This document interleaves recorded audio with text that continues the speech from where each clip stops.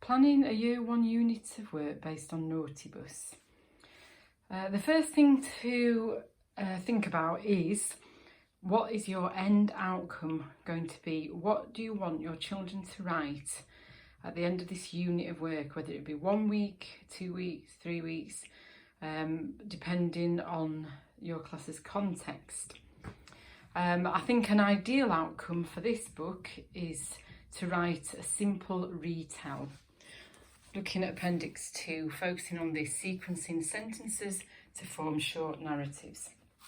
There's enough in Naughtibus that you'll be able to provide a waggle for the children to look at as a model, and also do some shared writing around it, but still give the children enough opportunity for independence, because a lot goes on.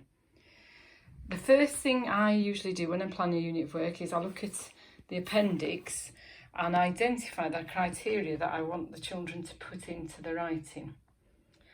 So for this, and I do usually scribble them down on a post-it note, I thought of the focuses, finger spaces, full stops, capital letters, exclamation mark, question mark, joining word and. The capital letter for the personal pronoun I wouldn't be appropriate for this text. Now, obviously, at this time of year, you would expect that children will normally have been taught how to use all of this criteria. And in 2020, this will be slightly different. So this will be a good opportunity for you to assess what the children know and identify the next key learning points. Now, once I have identified what I'd like to put in from Appendix 2, I'll go to Appendix 1 and I'll look at the common exception words and try and put as many of those into the writing as I can. So important that in your waggle, you only put in as much as possible what the children have learned.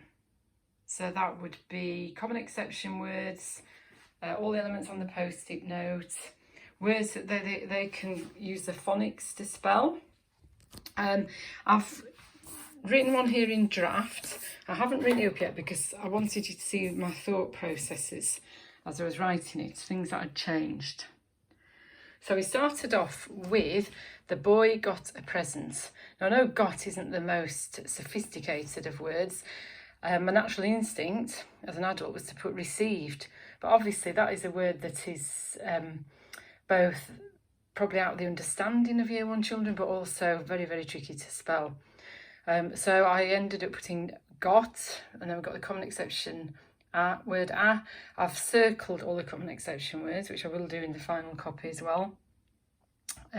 Or highlight them, underline them, put them in bold, just to get them to stand out. And you can see that I have used a lot in here.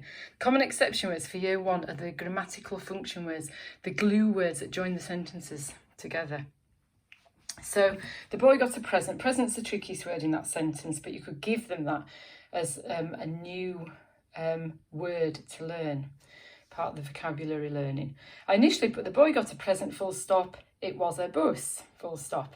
Then I thought that was a good opportunity to actually use the joining word and, so you can see that I've added that. He played with it. You've got the suffix ed there. It went through the bricks and it went under the table.